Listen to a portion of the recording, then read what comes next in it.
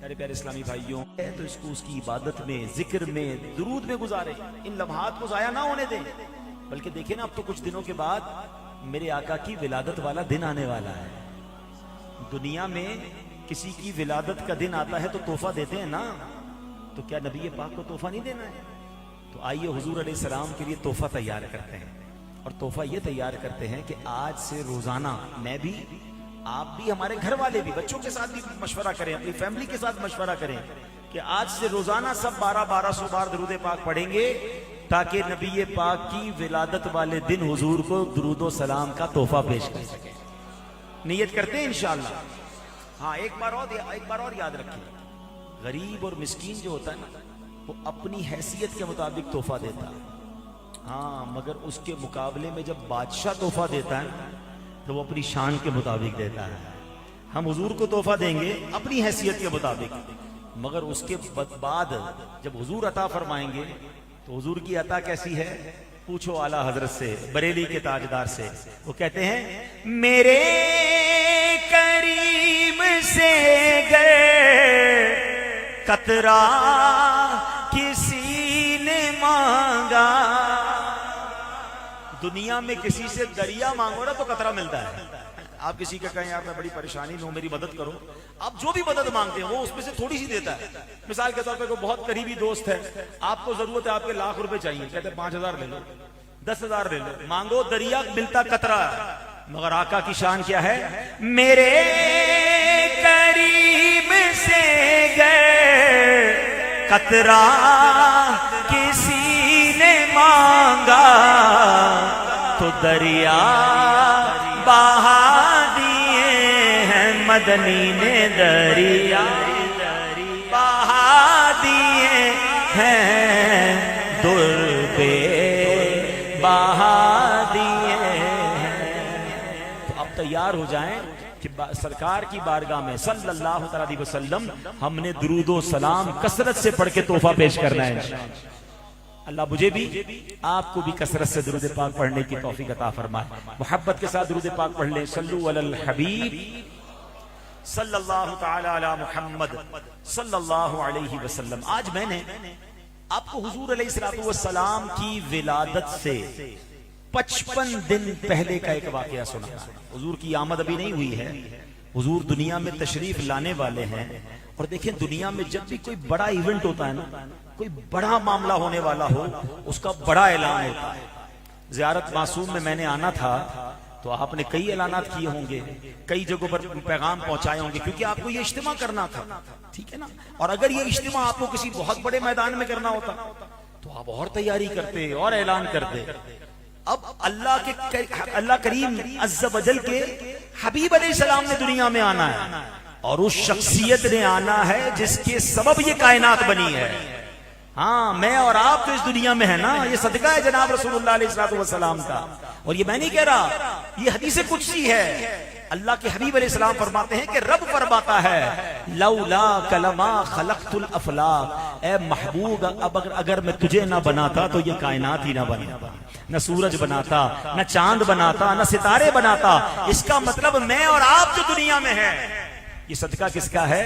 جناب رسول اللہ علیہ السلام کا صدقہ ہے۔ اور یہی بات تو اعلیٰ حضرت کہتے ہیں نا، زمین و زمان تمہارے لیے، مکین و مکان تمہارے لیے، چنین و چنا تمہارے لیے، بنے دو جہاں تمہارے لیے، دہن میں زبان تمہارے لیے، بدن میں ہے جان تمہارے لیے، آقا ہم آئے یہاں تمہارے لیے، اٹھے بھی وہاں تمہارے لیے۔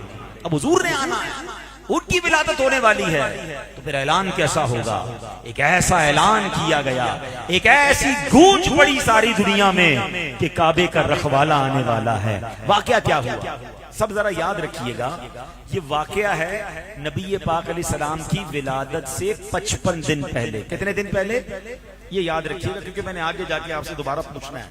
ہوا یہ کہ یمن کے شہر کا ایک بادشاہ تھا، اور اس بادشاہ کا نام تھا ابرہہ۔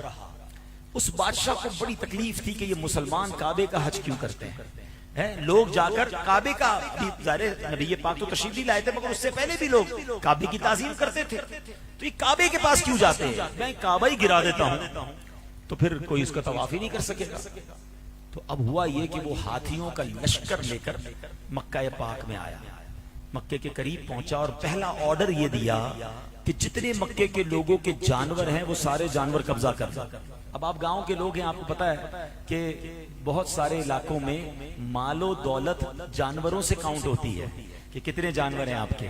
کئی لوگ جانور رکھتے ہیں، پراپرٹی نہیں رکھتے۔ اس زمانے میں تو جانور ہی سب کچھ ہوتا تھا، تو کسی کے اونٹ تھے، بکریاں تھی، وہ ساری ابرہا کے فوجیوں نے قبضہ کر دیا۔ اب قبضہ تو ہو گیا، اب نبی پاک علیہ السلام کے مبارک دادا حضرت عبد المطلب، اللہ کریم نے وہ شان عطا فرمائی تھی کہ آپ کے چہرے پر، آپ کی پیشانی پر جو نور نبوت جو ہے وہ چمکتا تھا۔ حضرت عبد المطلب ابرہا کے پاس گئے تو ابرہا کو بتایا گیا کہ مکے کا سردار آیا، وہ بڑے کر و فر کے ساتھ بیٹھا تھا اپنے خیمے میں۔ حضرت عبد المطلب داخل ہوئے تو ابرہا عزت کے ساتھ کھڑا ہو گیا، کیونکہ چہرے سے ایسا نور نکل رہا تھا۔ بڑی تعظیم سے بٹھایا، فرمائیے کیسے آنا ہوا؟ ابرہا نے سوچا ہوگا مکے کے سردار آئے ہیں، اپنے کعبے کی حفاظت کی بات کریں گے، اٹیک نہ کرنے کی بات کریں گے، مگر حضرت عبد المطلب نے عجیب بات کی۔ آپ نے فرمایا اے ابرہا، تم نے مکے والوں کے جانور پکڑ لیے ہیں، ان کے جانور تم نے قبضہ کر لیے ہیں، ہمارے جانور ہمیں واپس لوٹاؤ۔ ابرہا زور سے ہنستا ہے، کہتا ہے اے مکے کے سردار، میں تو یہ سوچ رہا تھا تم آ کر مجھے کہو گے کہ کعبے پر حملہ نہ کرنا، تم آ کر کہو گے کہ مکے کے باسیوں کو کچھ نہ کہنا، تم آ کر کہو گے مکے کو تہس نہس نہ کر دینا۔ عجیب بات کر رہے ہو، تمہیں تو اپنے جانوروں کی فکر ہے۔ حضرت عبد المطلب نے وہ عظیم الشان جملے کہے۔ آپ فرماتے ہیں اے ابرہا، مکہ کعبہ میرا گھر نہیں ہے، کعبہ جس کا گھر ہے وہ اس کی حفاظت کرنا جانتا ہے۔ جانور ہمارے واپس کر دو، باقی جس کا کعبہ گھر ہے وہی اس کی حفاظت کرنا جانتا ہے۔ اللہ اکبر۔ اب رہا کرو فر سے ہنسنے لگا، اس نے اپنے سپاہیوں کو کہا ان کو جانور دے دو۔ اب حضرت عبد المطلب نے کیا کیا، انہوں نے مکے والوں کو جانور لوٹائے اور کہا سارے مکے والوں پہاڑ پر چلے جاؤ۔ اللہ اکبر، یہ کیسی جنگ تھی، یہ کیسا حملہ تھا جس کو روکنے والا کوئی نہیں تھا، انٹرسپٹ کرنے والا کوئی نہیں تھا۔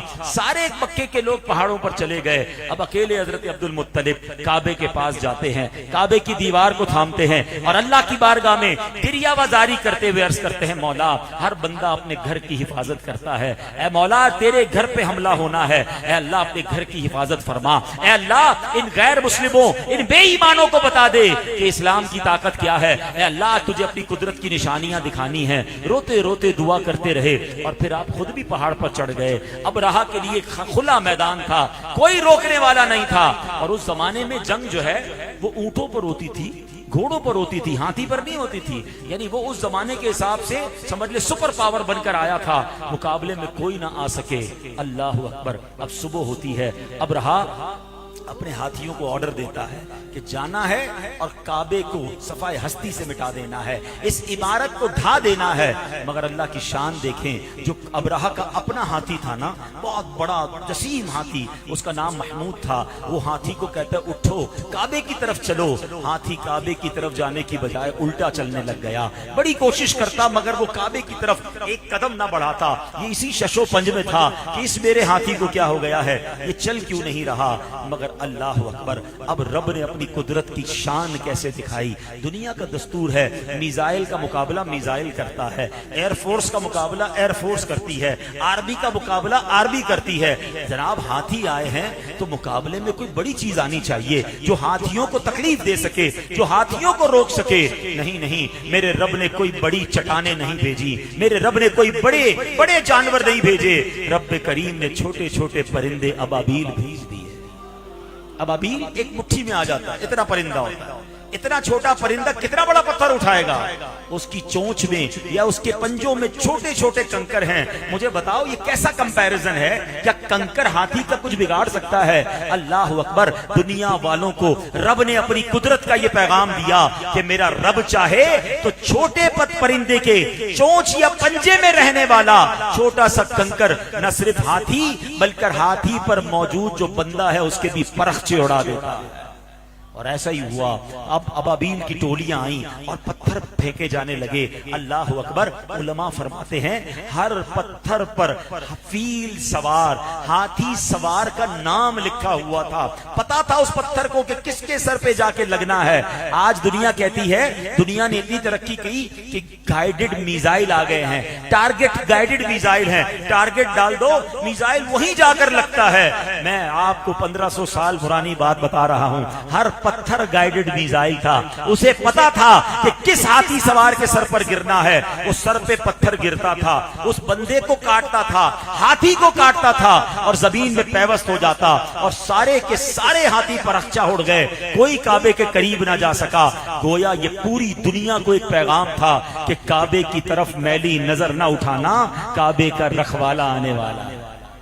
آئی نئی حکومت, سکہ نیا چلے گا, عالم نے رنگ بدلا, صبح شب ولادت. یہ کس شہنشاہ والا کی آمد آمد ہے, یہ کون سے شہ بالا کی آمد آمد ہے. حضور کی آمد کا یہ اعلان ایسا تھا کہ پوری دنیا میں یہ گونج پڑ گئی کہ مکے کے قریب ایک ایسا واقعہ ہوا ہے کہ ہاتھی لے کر لوگ گئے تھے مگر پرندوں کے کنکر سے پرخچے اڑا دیے گئے. اب یہ واقعہ آپ نے سنا. اب سورہ فیل کو میں سنانا چاہتا ہوں. میں کچھ عقیدے کی بات بھی سمجھانا چاہتا ہوں. قرآن کو اگر انڈرسٹینڈ کر کے پڑھیں نا, قرآن کو سمجھ کے پڑھیں, خدا کی قسم اس کا لطف ہی اور ہے. آج آپ نے یہ واقعہ سن لیا نا, اب آؤ سورہ فیل جو آپ نے کئی بار سنی ہوگی, آپ میں سے کئیوں کو یاد بھی ہوگی, اب قرآن کی یہ سورت سنیں, ایمان تازہ ہو جاتا ہے. اللہ قرآن مجید میں کیا ارشاد فرماتا ہے, بسم اللہ الرحمن الرحیم, الم تر کیف فعل ربک باصحاب الفیل. اب ذرا ترجمہ کیا ہے, غور سے سنیے. اللہ فرماتا ہے اے محبوب کیا آپ نے نہ دیکھا کہ آپ کے رب نے ان ہاتھی والوں کا کیا حال کیا. الم ترا, علماء بیٹھے ہیں, اے محبوب آپ نے نہ دیکھا. اب مجھے بتائیے حضور دنیا میں تشریف لے آئے تھے, کتنے دن پہلے کا واقعہ ہے. حضور تو تشریف ہی نہیں لائے دنیا میں, اور رب قرآن میں کیا سوال کر رہا ہے, اے محبوب تم نے نہ دیکھا. اس کا مطلب کیا ہے, حضور کہیں موجود تھے, حضور کہیں موجود تھے, حضور دیکھ رہے تھے. یہ تو ہمارا عقیدہ قرآن سے ثابت ہو رہا ہے. اللہ اکبر. میرے آقا وہ ہیں جن کے نور کو رب کریم نے اپنے نور سے سب سے پہلے پیدا فرمایا. اب شاید بہت سو کی کنفیوژن دور ہو جائے گی جب ربیع الاول میں ہم نعرہ لگاتے ہیں اول کی آمد مرحبا, آخر کی آمد مرحبا. حضور آخر میں مبعوث ہوئے ہیں مگر آپ کی تخلیق سب سے پہلے ہوئی ہے. ایک بڑا پیارا واقعہ. سرکار دو عالم علیہ السلام نے ایک بار حضرت جبریل امین سے ایک سوال کیا. آپ جانتے ہیں جبریل امین یہ فرشتوں کے سردار ہیں اور یہ ہر نبی کے صحابی ہیں. ان کی ہر نبی سے ملاقات ہوئی. حضرت آدم علیہ السلام سے لے کر جناب رسول اللہ علیہ السلام سارے نبیوں سے ملاقات ہوئی. تو آقا نے فرمایا اے جبریل یہ بتاؤ تمہاری عمر کتنی ہے. ہاں اب کتنی عمر ہوگی ذرا سوچئے. اب جبریل امین نے بڑا یونیک جواب دیا. اب آپ کے یہاں بھی کوئی بڑی عمر کے بزرگ ہو نا جن کی 90-100 سال عمر ہو, آپ ان سے پوچھیں نا بابا جی آپ کی عمر کتنی ہے, تو نارملی پرانے بزرگ جو ہے نا کسی واقعے کے ساتھ اپنی عمر بتاتے ہیں کہ میری عمر جب پاکستان بنا تھا تو اتنے سال کا میں تھا, 65 کی جنگ میں میری اتنی عمر تھی. ان کو ڈیٹ آف برتھ یاد نہیں ہوتی, وہ کوئی واقعہ بتاتے ہیں کہ اس واقعے کے وقت میں پیدا ہوا تھا یا اتنے سال کا تھا. اب جبریل امین کی اتنی لمبی عمر ہے. ان سے پوچھا نبی پاک نے اے جبریل تمہاری عمر کتنی. کہتے حضور عمر تو یاد نہیں ہے, آسمان پر ایک ستارہ ہے جو ہر 70,000 سال کے بعد چمکتا, اور حضور میں نے وہ ستارہ 70,000 بار دیکھا. کبھی کیلکولیٹ کیجئے گا 70,000 ملٹیپلائی بائی 70,000, کیلکولیٹر بھی جواب دے جائے گا. اتنی لمبی عمر. لیکن نبی پاک کا جواب تو سنیے. میرے آقا فرماتے اے جبرائیل جو چمکتا ستارہ تم ہر 70,000 سال بعد دیکھتے ہو, اے جبرائیل وہ میں ہی ہوں. اللہ نے تیرے حبیب کے نور کو اپنے نور سے سب سے پہلے پیدا فرمایا. تو میرے آقا کی شان یہ ہے. اللہ اکبر. تو قرآن کہہ رہا ہے الم تر کیف فعل ربک باصحاب الفیل. اے محبوب آپ نے نہ دیکھا آپ کے رب نے ان ہاتھی والوں کا کیا حال کر دیا. پھر آگے قرآن کہتا ہے الم یجعل کیدہم فی تضلیل. اور کیا ان کے داؤں کو, ان کے جو داؤ پیچ تھے ان کو تباہی میں نہ ڈال دیا. پھر کیا ہوا وَأَرْسَلَ عَلَيْهِمْ طَيْرًا أَبَابِيلَ. اللہ کریم فرماتا ہے ان پر پرندوں کی ٹولیاں ٹکڑیاں بھیجی گئیں اور انہوں نے کام کیا फरमाया वअरसल अलैहिम तयरन अबाबील तरमीहिम बिहिजारतिन मिन सिज्जील, फरमाया उन टुकड़ियों ने, उन टोलियों ने, उन परिंदों ने क्या किया कि उन्हें कंकर के पत्थरों से मारे, तो फिर बना क्या उनका, फजअलहुम कअस्फिन मअकूल, उन्हें चबाए हुए भुस जैसा बनाकर रख दिया। तो है मेरे प्यारे इस्लामी भाइयों, ये कुरान की सूरत अबे वो फील वाला, वो हाथियों वाला वाकया भी याद दिला रही है, और नबी पाक की शान भी बता रही है कि हुजूर की आमद का ऐलान किस शानदार अंदाज में हुआ। और अब उसके बाद क्या हुआ, मेरे आका की विलादत होती है। आका पीर वाले दिन सुबह सादिक 12 रबीउल अव्वल को दुनिया में तशरीफ लाए। अब बड़ा इश्क भरा सवाल है कि हुजूर रात में भी नहीं आए, दिन में भी तशरीफ नहीं लाए, ये सुबह सादिक का वक्त क्यों सेलेक्ट किया गया? तो फरमाया रात चाहती थी हुजूर मुझ में करम फरमाएं, दिन चाहता था हुजूर मेरे दिन के अंदर दुनिया में तशरीफ लाएं। अल्लाह ने दोनों को राजी कर दिया, रात जा रही थी, दिन आ रहा था, और हुजूर दुनिया में तशरीफ ले आए। आप तो रहमतुल लिल आलमीन है ना, सबको करम फरमाने वाले हैं। एक और बड़ा प्यारा सवाल, हुजूर किस दिन पैदा हुए? बताइए सब मिलके, किस दिन पैदा हुए? लोग कहते हैं यार आप मिलाद क्यों मनाते हैं? मेरे हुजूर अलैहिस्सलाम हर पीर को रोजा रखते थे। सवाल हुआ हुजूर आप हर पीर को रोजा क्यों रखते हैं? तो फरमाया पीर वाले दिन मेरी विलादत हुई थी। तो हुजूर तो हर पीर को मिलाद मनाते हैं, तो हमें भी कभी कभी कोशिश करनी चाहिए पीर वाले दिन रोजा रखें और हुजूर की सुन्नत पर अमल करें। अब सवाल यह है कि सबसे मकबूल दिन, सबसे अफजल दिन तो जुम्मे का है। जुम्मे के दिन को यौमुल ईद कहा गया। पूरी कुरान में सूरह जुमा मौजूद है। जुम्मे की एक नेकी उलमा कहते हैं 70 नेकियों के बराबर है। तो जब इतना मुकद्दस दिन था तो हुजूर पीर वाले दिन के दिन क्यों तशरीफ लाए? अल्लाह के हबीब हैं तो अल्लाह अपने हबीब को मकबूल तरीन दिन पैदा फरमाता। सवाल तो बनता है। बड़ा प्यारा इश्क भरा जवाब उलमा देते हैं कि अगर हुजूर की विलादत जुम्मे के दिन होती ना तो जुमा का दिन तो वैसे ही बड़ा मकबूल है। लोग नमाज जुमा भी पढ़ते हैं, इबादत भी करते हैं, तिलावत भी करते हैं। तो लोग कहते चलो आज जुम्मे का दिन है, नमाज भी पढ़ लें, इबादत भी करें, तिलावत भी करें, और आज हुजूर की विलादत का दिन भी है।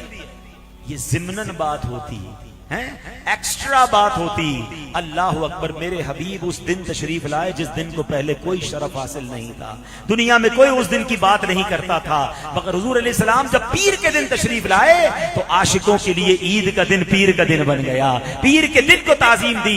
अल्लाह की शान ये है, अल्लाह ये चाहता है मेरे महबूब का जिक्र हो तो फिर किसी और बात का जिक्र ना हो, फिर सिर्फ हबीब पाक की बात हो। और आला हजरत से पूछो पीर के दिन की क्या शान है, वो कहते हैं जुम्मे मक्का था ईद अहले इबादत के लिए। एक तो जुम्मा हो और वो जुम्मा भी मक्के का हो तो कितनी नेकियां बढ़ जाती हैं। कहते जो इबादत करने वाले हैं ना उनके लिए तो ईद का दिन हो जाता है अगर जुम्मा मक्के में मिल जाए। कहते जुम्मा मक्का था ईद अहले इबादत के लिए। मुजरिमों आओ यहाँ ईदे दो शंबा देखो, ऐ मुजरिमों आओ मदीने में पीर का दिन देखो कैसा ईद का दिन है। तो ऐ मेरे प्यारे इस्लामी भाइयों, हुजूर की तशरीफ आवरी हो गई। अब हुजूर के बचपन के दिन, अब क्या हुआ, मेरे आका अलैहिस्सलाम के जो बचपन के दिन थे ना, अरब के अंदर एक दस्तूर था कि बच्चों को दूध पिलाने के लिए दाइयों के हवाले किया जाता था, है ताकि अरबी भी अच्छी हो जाए और गांव के अंदर मजबूत जबान होती है। मिसाल के तौर पे ज़ियारत मासूम वाले हैं, आप लोगों की जबान कौन सी है? हिंद को बोलते हैं, ठीक है ना। अच्छा, अब ये हिंद को जबान वाले इस्लामाबाद में जाने रहने चले जाएं, किसी बच्चे को आप कराची भेज दें, थोड़े दिनों बाद जब वो आएगा 2-3 साल बाद तो आप कहेंगे इसकी हिंद को नहीं रही है, जैसे पंजाबी भी मिक्स हो गई है, उर्दू भी मिक्स हो गई है, असली जबान नहीं रही। असली जबान गांव में होती है। अरब के लोगों को अपनी जबान से बड़ा प्यार था, वो चाहते थे बच्चे की जबान अरबी अच्छी हो जाए, तो अपने बच्चों को गांव में भेज देते थे ताकि दूध भी पिए, सेहतमंद माहौल भी मिले, जबान भी मजबूत हो जाए। तो हुजूर अलैहिस्सलाम की भी विलादत हो चुकी थी, तो मक्के में दाइयां, उस जमाने में दूध पिलाने वाली औरतें आती थी कबीला बनी शैबा से। तो अब दाइयां आई और आकर उन्होंने अपने अपने बच्चे लिए। उन दाइयों में एक दाई थी, उनका नाम है बीबी हलीमा सादिया। बीबी हलीमा कहती मैं बड़ी गुर्बत में थी, कहत में थी, भूख का आलम था, मेरे अपने जिस्म में दूध भी कम था। अब जब मैं मक्के आ रही थी तो मेरे जानवर का हाल ये था कि सबसे पीछे रह जाता था। ऊँटनी बड़ी लागर थी, बार बार रुक जाती थी। तो काफले वाले कहते ए हलीमा तुम्हारी वजह से हमारा सफर रुक रहा है। बीबी हलीमा कहती बड़ी मुश्किल से मक्के पहुंची। सब दाइयों ने बड़े बड़े घरानों के बच्चे ले लिए। एक बच्चा बड़ा खूबसूरत था, बड़ा नूरानी चेहरे वाला था, मगर कोई दाई लेके नहीं जा रही थी। उसकी वजह यह थी कि उसके वालिद والد کا انتقال ہو گیا تھا. دائیوں نے سوچا جب والد ہی دنیا میں نہیں ہے تو ہمیں دودھ پلانے کے پیسے کون دے گا, ہمیں انعام کون دے گا. کسی نے اس بچے کو نہیں لیا اور مجھے کسی نے بچہ نہیں دیا. کہتی میں سوچتی رہی خالی ہاتھ جانے سے بہتر ہے یہ نور والے چہرے والے کو ساتھ لے جاتی ہوں. کہتے میں نے حضور علیہ السلام کو سینے سے لگایا, آقا علیہ السلام کو لے کر چلنے لگی. ابھی تو سینے لگایا ہے میرے بدن میں دودھ بھرنا شروع ہو گیا. کہتی جب میں جانور پر بیٹھ کر اونٹنی پر بیٹھ کر واپس جانے لگی تو وہ اونٹنی جو آتے ہوئے سب سے پیچھے ہے جانے میں سب سے آگے چل رہی ہے. قافلے والے کہتے حلیمہ سواری بدل لی ہے, اونٹنی نہیں لے لی ہے. بی بی حلیمہ نے جو جواب دیا نا, آؤ میں نعت کی زبان میں سناتا ہوں. بی بی حلیمہ کہتی ہے یہ کہتی تھی گھر گھر میں جا کر حلیمہ میرے گھر میں خیر الورا گئے ہیں بڑے اوج پر ہے میرا اب مقدر میرے گھر حبیب خدا گئے. اب گھر پہنچتی ہیں بی بی حلیمہ. گاؤں کے لوگ تھے, لائٹ تو تھی نہیں, چراغ جلاتے تھے. جب رات سوتے تھے تو چراغ بجھا دیتے تھے, اندھیرا ہو جاتا تھا. صبح ہوئی تو گاؤں والوں نے نوٹ کیا کہ بی بی حلیمہ کے گھر ساری رات روشنی آ رہی ہے. صبح اٹھ کر حلیمہ سے کہا اے حلیمہ پیسے بڑے آ گئے ہیں, ساری رات چراغ جلاتی ہو. بی بی حلیمہ کہتی میں کوئی چراغ نہیں جلاتی ہوں, ایسا نور والا بچہ لے کر آئی ہوں ساری رات اس کے چہرے سے نور نکلتا.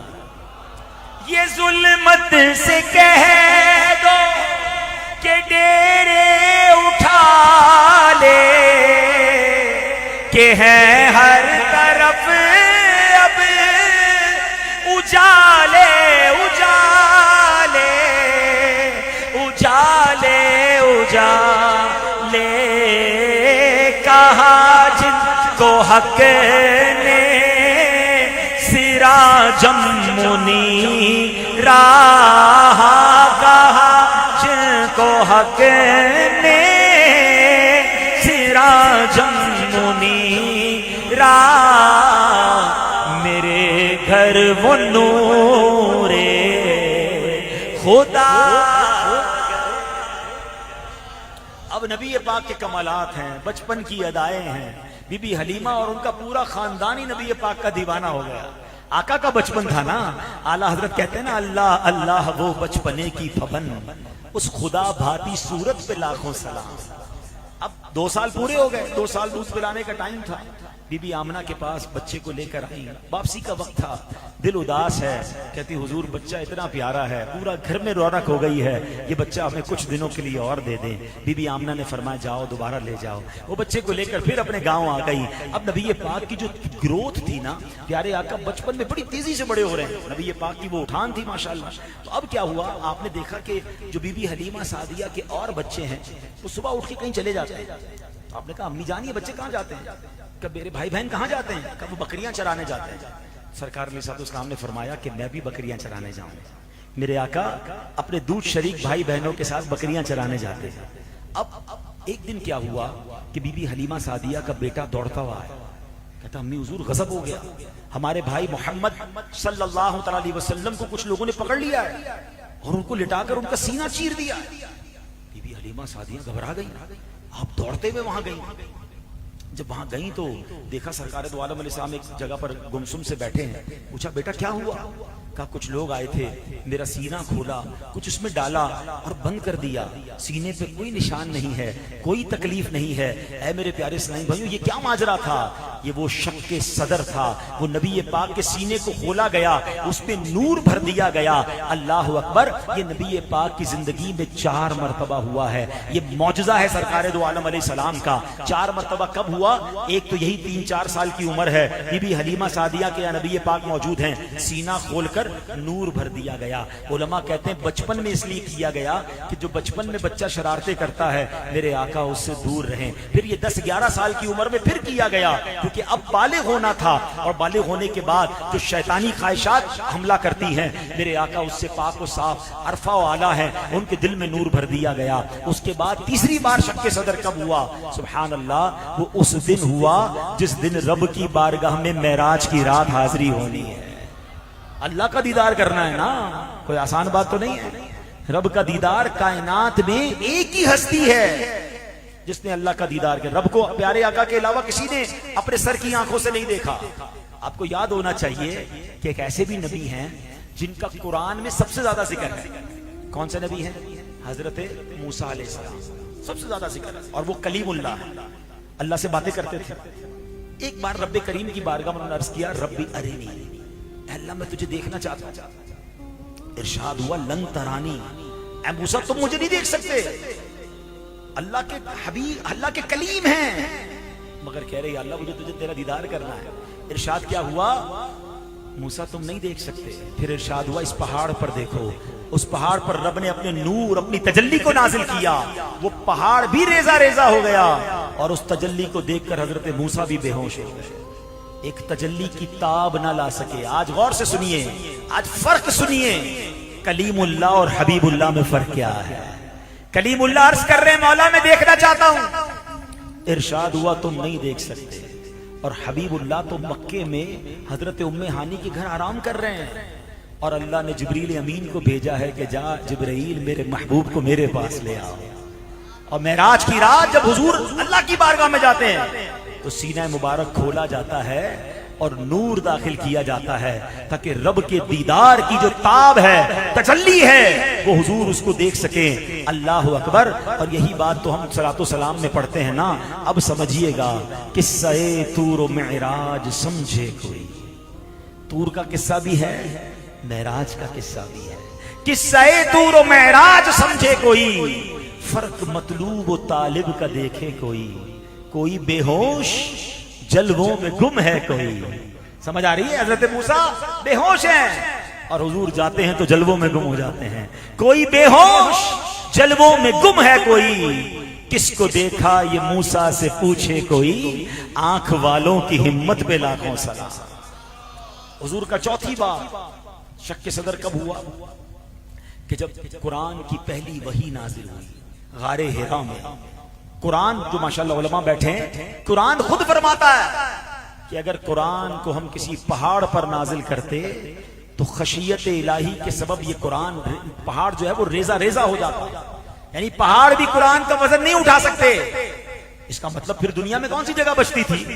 سب سے زیادہ مضبوط تو پہاڑ ہے نا۔ مگر سبحان اللہ، قلب مصطفیٰ، سینہ مصطفیٰ صلی اللہ علیہ وسلم کو رب نے طاقت بخشی کہ قرآن حضور کے سینے پر نازل کیا گیا۔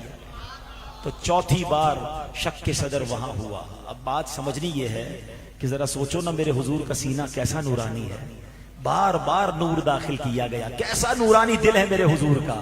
میرے حضور کے اس پاکیزہ دل کی طرف اعلیٰ حضرت امام اہل سنت کیا پیارا اشارہ کر کے التجا کرتے ہیں، ہم بھی مل کر کرتے ہیں، اللہ حضور کے پاکیزہ دل کے صدقے ہمارے میلے دل کو صاف فرما دے۔ تو جو چاہے تو ابھی میل میرے دل کے دھلے، آقا تو جو چاہے تو ابھی میل میرے دل کے دھلے، کہ خدا دل نہیں کرتا کبھی میلا تیرا۔ حضور آپ نگاہ فرما دیں، آپ کا تو پاکیزہ دل ہے، ہمارا دل بھی صاف ہو جائے۔ اب اے زیارت معصوم والو آتے ہیں بیان کے پیغام کی طرف کہ حضور کا دل پاک، حضور کا دل صاف، میرے آقا کا دل نورانی۔ اب آقا کے امتی ہم ہیں، میلاد منانے ہم آئے ہیں، ہمارے دل کی کیا کیفیت ہے؟ کہ ہمارا دل صاف ہے، ہمارا دل پاکیزہ ہے۔ اللہ کے حبیب علیہ السلام فرماتے ہیں کہ اللہ تمہارے مالوں اور تمہاری صورتوں پر نظر نہیں فرماتا، وَلَٰكِن يَنظُرُ إِلَىٰ قُلُوبِكُمْ، اللہ تمہارے دلوں پر نظر فرماتا ہے۔ اب سب بتائیں، ہم جب صبح نکلتے ہیں گھر سے کیا کرتے ہیں؟ منہ دھوتے ہیں، کپڑے پہنتے ہیں، چہرہ بناتے ہیں، بال بناتے ہیں. کیوں؟ لوگ دیکھیں گے. خوشبو لگاتے ہیں، اچھی بات ہے، منع نہیں ہے، مگر جہاں لوگوں کی نظر پڑ رہی ہے وہ جگہ صاف ستھری ہونی چاہیے. جہاں رب کی نظر پڑ رہی ہے وہ دل صاف ہے کہ نہیں؟ یا اس دل میں تکبر ہے، اس دل میں حسد ہے، اس دل میں دشمنی ہے، اس دل میں کینہ ہے، وہ دل تو غرور سے بھرا ہوا ہے. تو بتاؤ نا، یہ کیسا امتی ہوں کہ میرے آقا کا دل نورانی اجیالا اور میرا دل گندگی سے بھرا. ایک طرف ہم دعا کرتے ہیں کہ یا اللہ سینہ مدینہ بنا دے. کیسے سینہ مدینہ بنے گا جس کے دل میں تکبر ہے؟ ہمارا پتہ ہے پرابلم کیا ہے؟ ایک برتن ہو اور اس میں آپ گندگی ڈال، کچرا ڈال دیں، گندگی ڈال دیں، پھر دودھ ڈالیں، کیا حال ہوگا دودھ کا؟ پینے والا رہے گا دودھ؟ آپ میں بھائی اچھا میٹھا دودھ ڈالا تھا، آپ کہیں گے وہ جو گندگی تھی نا اس نے پورا دودھ گندا کر دیا. ہمارا پرابلم یہی ہے. کئی لوگ کہتے ہیں یار نماز پڑھتا ہوں روحانیت نہیں ملتی، ذکر کرتا ہوں وہ لذت نہیں ملتی، قرآن پڑھتا ہوں وہ رکت نہیں ملتی، دعا کرتا ہوں آنسو نہیں بہتے، روزے بھی رکھتا ہوں، ساری نیکیاں کرتا ہوں. ہم نیکیاں کر رہے ہیں مگر دل کی گندگی نہیں نکالی ہے. گندگی میں دودھ ڈالو گے دودھ خراب ہی ہونا ہے. پہلے برتن صاف کر لو، پھر ہر سجدہ مزہ دینے لگے گا، پھر ہر نماز تمہارے درجے بڑھائے گی، ہر دعا میں آنسو بہیں گے. نعت سنو گے تو آنسو نکلنا شروع ہو جائیں گے، کیونکہ پھر دل صاف ہو جائے گا نا. ہمارا پرابلم یہ ہے، ہمارے دل میں بہت ساری برائیاں ہم نے پال رکھی ہیں. کوئی تکبر میں گرفتار ہے، کوئی غیبت کر رہا ہے، کوئی دشمنیاں پال کے بیٹھا ہے. چھوڑوں گا نہیں، بس موقع ملنے دو، میں تو انتظار میں بیٹھا ہوں کب اس کی کوئی خوشی آئے میں اس کو برباد کر دوں. ایک طرف کہتے ہو سلام اس پر کہ جس نے گالیاں سن کر دعائیں دی، سلام اس پر کہ جس نے خون کے پیاسوں کو قبائیں دی. یعنی حضور گالیاں سن کر دعائیں دیں اور ہم دشمنیاں پال کر رکھیں، تو پھر کیسے امتی ہیں؟ دشمنی ختم کریں. تکبر کتنا برا گناہ ہے. حدیث کے اندر آیا جس کے دل میں رائی کے دانے کے برابر تکبر ہوگا. رائی کا دانہ کتنا ہوتا ہے؟ اتنا بھی تکبر ہوگا نا، آقا فرماتے ہیں وہ جنت میں نہیں جائے گا. جس کا پورا دل ہی تکبر سے بھرا ہوا ہے اس کا کیا حال ہوگا؟ اور ایک اور بڑی بیماری جو بڑی ہمارے معاشرے میں پھیل گئی ہے، میں آج اس پر کچھ 5-7 منٹ آپ سے بات کرنا چاہتا ہوں آخر میں، اور وہ ہے حسد. حسد نے ہمارے معاشرے کو برباد کر دیا ہے. بھائی کو بھائی سے حسد ہو گیا، بہن کو بہن سے حسد ہو گیا، دوست کو دوست سے حسد ہو گیا، رشتہ دار کے حسد میں مبتلا. اور یہ حسد کر کے ہم کسی کا نہیں بگاڑتے، ہم اپنا ہی بگاڑ رہے ہیں. حدیث پاک میں آتا ہے حسد نیکیوں کو اس ایسے کھا جاتا ہے جیسے آگ لکڑی کو کھا جاتی ہے. سردیوں میں لکڑی جلاتے ہیں نا، کیا ہوتا ہے لکڑی کا؟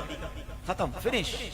اب میں نماز بھی پڑھوں، روزے بھی رکھوں، درود بھی پڑھوں، قرآن بھی پڑھوں اور حسد بھی کروں تو خود ہی رات کو اپنی نیکیوں کو آگ لگا دی، زیرو کر دیا ساری نیکیاں. غور کریں، حسد کی وجہ سے لوگ بے چین ہیں، بلڈ پریشر کے مریض ہو گئے، نیند نہیں آ رہی، بے سکون. میں آج آپ سب کو ایک مشورہ دیتا ہوں، آپ میں سے اگر کوئی ایسا ہے نا جس کو نیند نہیں آتی، رات کو سوچتا رہتا ہے، سکون نہیں ہے، چیک کر لو کسی کا حسد تو نہیں پال لیا. کیونکہ حسد بے سکون کر دیتا ہے، حسد جلاتا رہتا ہے. سامنے والا ترقی کرتا رہتا ہے اور بندہ اندر سے جلتا رہتا ہے. حسد پتہ ہے کیوں کبیرہ گناہ ہے؟ ایک بات کا جواب دیں، دولت دینے والا کون ہے؟ عزت دینے والا کون ہے؟ اولاد دینے والا کون ہے؟ شہرت دینے والا کون ہے؟ خوبصورت بنانے والا کون ہے؟ جب سب دینے والا اللہ ہے تو اعتراض کس بات کا ہے؟ حسد کرنے والا دراصل اللہ پر اعتراض کرتا ہے کہ اللہ اس کو دولت دی مجھے کیوں نہیں دی، اس کو خوبصورت بنایا مجھے کیوں نہیں بنایا، اس کو مشہور کر دیا مجھے تو کوئی جانتا نہیں، یہ اللہ کی تقسیم دی نا، میں اور آپ کون ہوتے ہیں اعتراض کرنے والے؟ حسد کبیرہ گناہ ہے. پلیز اپنے دل سے حسد کو نکالیے. اب میں یہ باتیں کر رہا ہوں نا تو بہت سارے لوگ سوچ رہے ہوں گے یار میں تو حسد نہیں کرتا. چلے آج زندگی میں پہلی بار آیا ہوں، ایک چھوٹا سا مدنی ٹیسٹ کر لیتے ہیں. بلڈ ٹیسٹ کرواتے نا، کولیسٹرول ہے کہ نہیں، شوگر ہے کہ نہیں، جب بلڈ ٹیسٹ ہوتا ہے تو پتہ چلتا ہے. آج چلیں ہم مل کے ایک دوسرے کا ٹیسٹ کرتے ہیں، کوئی فیس نہیں لوں گا آپ سے، گھبرائیے نہیں، فری ٹیسٹ ہے آج، ٹھیک ہے؟ پہلے تو حسد کی تعریف سمجھ. Actually what is the meaning of jealousy? حسد کہتے کس کو ہے؟ حسد یہ ہے کہ کسی بندے کو کوئی نعمت ملے اور بندہ یہ تمنا کرے یہ چھن کر مجھے مل جائے، یا تو مجھے مل جائے یا اس کی ضائع ہو جائے. یہ حسد ہے. حسد کی ایک جائز قسم بھی ہے، اس کو عربی میں کہتے ہیں غبطہ، اردو میں کہتے ہیں رشک. یعنی کسی مسلمان کو اللہ نے کوئی نعمت دی، آپ دعا کریں اللہ اس کو دی اور دے، مجھے بھی دے دے. یہ جائز ہے، اس میں کوئی مسئلہ نہیں. اس کی چھن کر مجھے مل جائے یا کم از کم اس کی برباد ہو جائے، یہ حرام، جہنم میں لے جانے والا کام. ٹھیک ہو گیا؟ حسد کی تعریف سمجھ آ گئی. اب چیک یہ کرنا ہے کہ مجھے اور آپ کو حسد ہے کہ نہیں. اب میں کو 2-3 سوال کروں گا، آپ نے جواب مجھے نہیں دینا، اپنے آپ کو ہی دینا ہے. جواب آپ کو خود مل جائے گا. پہلا سوال، اچھا حسد ہوتا کس سے؟ یہ بڑا اہم سوال. حسد کبھی بھی ایسے بندے سے نہیں ہوگا آپ کو کہ جس کو آپ نہیں جانتے. یعنی ایسا نہیں ہو سکتا کہ زیارت معصوم میں رہنے والے کو آسٹریلیا میں رہنے والے کسی بندے سے حسد ہوتا ہے. آپ کو حسد ہوگا جس کو آپ جانتے ہیں، یا تو وہ آپ کا رشتہ دار ہوگا، آپ کا دوست ہوگا، آپ کے ساتھ کاروبار کرنے والا ہوگا، یا آپ کی فیلڈ کا بندہ ہوگا. اتنا بدبخت ہے شیطان کہ ناتھواں کو ناتھواں سے حسد کروا دیتا ہے، عالم کو عالم سے حسد کروا دیتا ہے. ہاں یہ دیکھیں نا، نبی کے بیٹوں کو حسد کروا دیا. قابیل اور حابیل کون تھے؟ حضرت آدم کی اولاد تھی نا، حسد ہوا نا.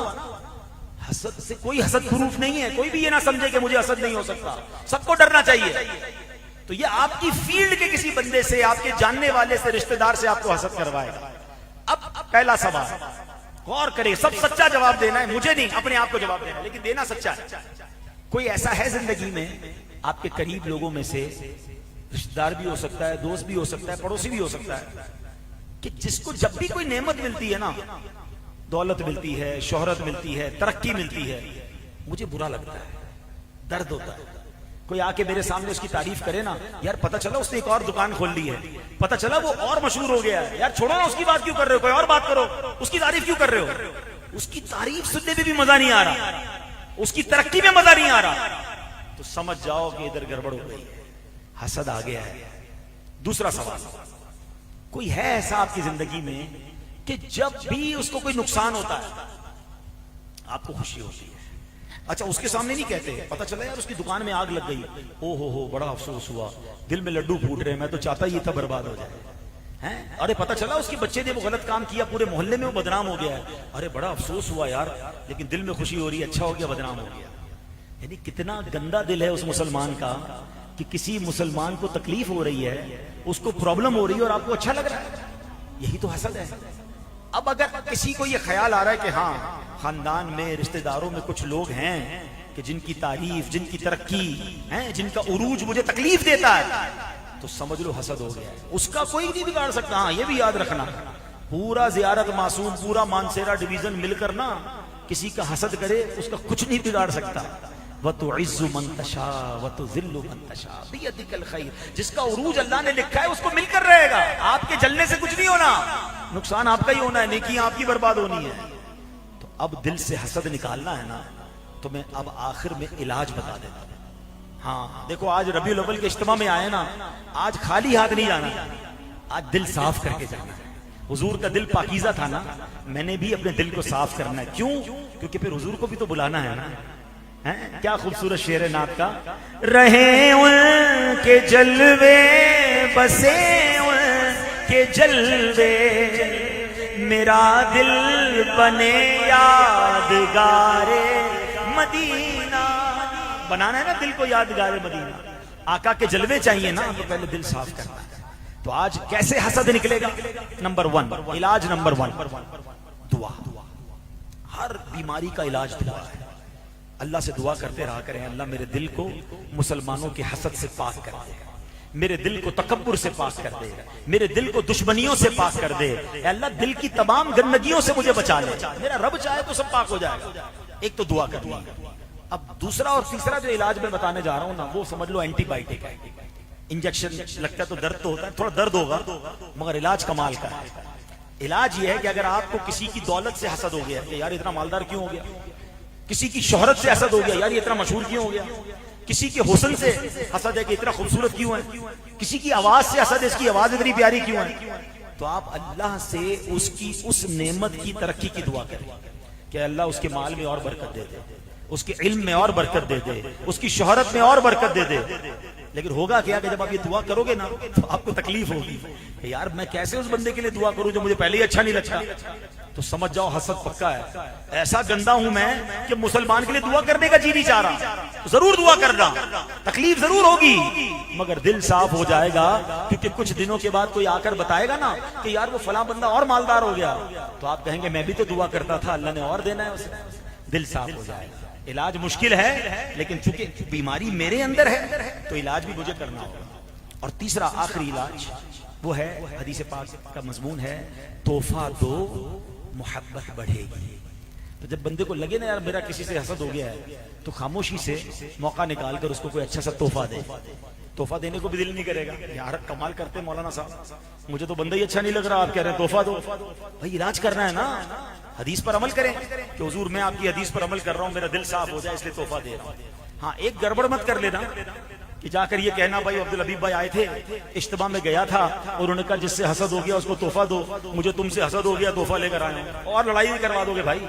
ہاں بلکہ 1 2 4 دن تو آپس میں ایک دوسرے کو تحفہ مت دینا, وہ سمجھ جائیں گے تو بھی اجتماع میں تھا میں بھی تھا, ادھر بیان ہوا تھا, لگتا ہے حسد ہو گیا جب بھی تحفہ لے کر آئے. بعد میں کچھ عرصے بعد کر لینا یہ کام, لیکن دل سے حسد کو دور کرنا ہے. تو اے میرے پیارے اسلامی بھائیوں, یہ ہے دعوت اسلامی جو ہمارے دلوں کی گندگی کو دور کرنا چاہتی ہے, ہمارے دلوں کو پاکیزہ کرنا چاہتی ہے. اس ماحول سے وابستہ رہیے, یہاں ہونے والے اجتماعات میں شرکت کریں, مدنی قافلوں میں سفر کریں.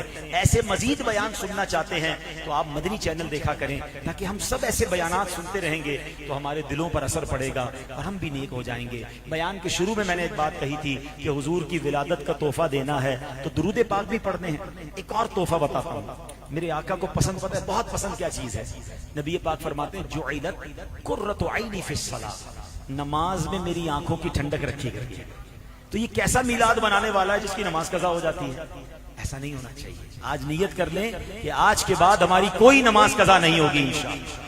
تو حضور کا میلاد نمازی بن کر بنا. ہم نیازی بھی ہیں مگر پہلے نمازی ہیں. ہم پرچم لگائیں, لائٹیں لگائیں, اپنا گھر ضرور سجائیں مگر اپنا آپ بھی سجائیں, چہرہ سنتوں والا ہو, سچ بول کر میلاد منائیں, حرام روزی چھوڑ کر میلاد منائیں, دھوکہ چھوڑ کر میلاد منائیں, اور حضور کے سچے امتی بن کر میلاد منائیں. یقین کریں اس بار اپنے آپ کو بدل کر میلاد بنا کر دیکھو, پھر دیکھو مدینے والے آقا کے دربار سے کیا کیا عطا ہوتا ہے. اللہ مجھے بھی اور آپ کو بھی میلاد مبارک کی برکت نصیب فرمائے. آمین بجاہ النبی الامین صلی اللہ تعالی علیہ وسلم. صلو صلی اللہ علی محمد. پیارے پیارے اسلام بھائی, الحمدللہ مسلمان ہیں اور مسلمان کا قیمتی سرمایہ اس کا ایمان ہے. اور علماء فرماتے ہیں ایمان کی سلامتی کا ایک بہترین ذریعہ کسی پیر کامل کے ہاتھ میں ہاتھ دے دینا ہے. امیر اہل سنت, امیر دعوت اسلامی حضرت علامہ مولانا ابو بلال محمد الیاس ستار قادری دامت برکاتہ العالیہ قادری سلسلہ میں مرید کرتے ہیں. آج ہمارے پاس خوش نصیبی کی بات ہے کہ رکن شورا حاجی عبدالحبیب اتاری صاحب ہمارے درمیان موجود ہیں. امیر اہل سنت نے ان کو اس بات کی اجازت دی ہے کہ ہم ان کے ذریعے امیر اہل سنت اور امیر اہل سنت کے ذریعے حضور غوث پاک کے مرید بن سکتے ہیں. جو کسی پیر صاحب سے مرید نہیں ہے ان سے عرض ہے اگر امیر اہل سنت کے ذریعے حضور غوث پاک کے مرید بننا چاہتے ہیں تو بھائی صاحب جو فرمائیں آپ ہی وہ فرماتے جائیں. جو کسی اور پیر صاحب سے مرید ہیں وہ بیعت برکت حاصل کرنے کے لیے طالب ہو جائیں. جب بھائی صاحب کہیں مرید ہوتا ہوں میں تو وہ کہیں طالب ہوتا ہوں میں. انشاءاللہ اپنے پیر صاحب کے ساتھ ساتھ امیر اہل سنت کا بھی فیضان ملنا شروع ہو جائے گا. ہم بھائی صاحب سے عرض کرتے ہیں ہمیں توبہ بھی کروا دیں اور امیر اہل سنت کے ذریعے حضور غوث پاک کی غلامی میں بھی شامل کریں. پھر وہ اسلامی بھائی جو مرید ہونا چاہیں اس طرح میں کہتا جاؤں دہراتے جائیں. بسم اللہ الرحمن الرحیم. الصلاۃ والسلام علیک یا رسول اللہ وعلی آلک واصحابک یا حبیب اللہ. لا الہ الا اللہ محمد الرسول اللہ صلی اللہ تعالی علیہ وسلم. توبہ کرتا ہوں میں اپنے تمام پچھلے گناہوں سے اور آئندہ اللہ اور رسول کی نافرمانی نہیں کروں گا. مرید ہوتا ہوں میں امیر اہل سنت کا اور ان کے ذریعے سرکار بغداد حضور غوث پاک شیخ عبد القادر جیلانی رحمت اللہ تعالی علیہ کا. یا اللہ مجھے جناب غوث اعظم کے مریدوں میں قبول فرما اور قادری سلسلے کی برکتوں سے مالا مال فرما. صلاۃ والسلام علیک یا نبی اللہ وعلی آلک واصحابک یا نور اللہ. انشاءاللہ الکریم ابھی آپ حضرات کے سامنے تقریباً 90 حفاظ اور علماء کرام کی دستار اور تقسیم اسناد کا سلسلہ ہوگا. 90 دستار جو ہوگی وہ 12-14 تو منتظمہ کمیٹی کی طرف سے مجھے چند نام عطا کیے گئے ہیں جو حاجی عبدالحبیب صاحب کے ساتھ مل کر علماء کرام کی دستار کریں گے. میں ان تمام علماء کرام سے التماس کرتا ہوں کہ آپ سامنے تشریف لے آئیں اور جو حضرات یہاں پہلے سے موجود ہیں میں ان کی بارگاہ میں بھی گزارش کرتا ہوں کہ آپ بھی جگہ کو کشادہ فرمائیں. میں ملتمس ہوں حضرت علامہ مولانا استاد العلماء مفتی محمد یاسر مدنی صاحب سے کہ آپ سامنے تشریف لائیں. حضرت علامہ مولانا مفتی محمد عثمان مدنی صاحب، حضرت علامہ مولانا مفتی حق نواز مدنی صاحب، حضرت علامہ مولانا محمد امجد عباسی صاحب، حضرت علامہ مولانا محمد سفیر مدنی صاحب، حضرت علامہ مولانا محمد وسیم مدنی صاحب، حضرت علامہ مولانا قاری ندیم صاحب، قاری محمد سراب صاحب کی بارگاہ میں عرض کروں گا وہ بھی تشریف لائیں. اور ان تمام علماء کرام کو انشاءاللہ الکریم دستار فضیلت بھی ہوگی اور تقسیم اسناد کا سلسلہ بھی ہوگا. تمام علماء کرام کی بارگاہ میں گزارش ہے کہ جو سٹیج پر موجود ہیں جن کے نام پکارے گئے ہیں ان کے لیے جگہ کشادہ فرما دیں.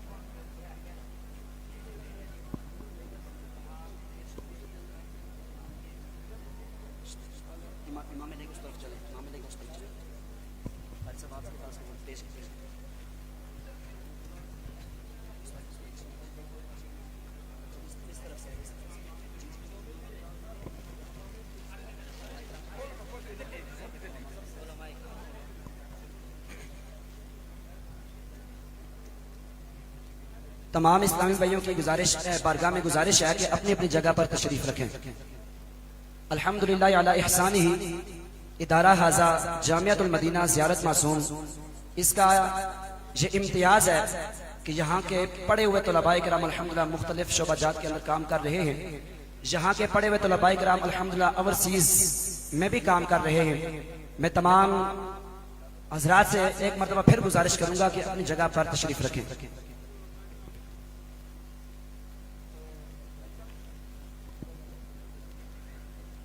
علماء کرام کی دستار کا سلسلہ شروع ہو رہا ہے. دستار کروانے کے لیے تشریف لا رہے ہیں حضرت علامہ مولانا محمد دلاور عباسی مدنی صاحب، حضرت علامہ مولانا زکریا محمود مدنی صاحب، علی اصغر مدنی صاحب.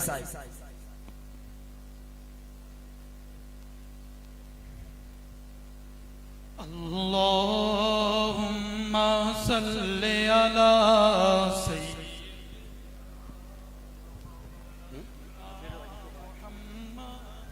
ان کے بعد تشریف لاتے ہیں دستار کے لیے شہزاد مدنی صاحب، تشریف لاتے ہیں اسد مدنی صاحب، تشریف لاتے ہیں اسامہ مدنی صاحب. لِعَلَى سَيِّدِنَا وَمَوْلَانَا مُحَمَّدٍ اللَّهُمَّ صَلِّ عَلَى سَيِّدِنَا وَمَوْلَانَا. تشریف لاتے ہیں محمد ہارون عباسی مدنی صاحب. اللهم صل على سيدنا ومولانا محمد. اللهم صل على سيدنا ومولانا محمد وعلى آله وصحبه وبارك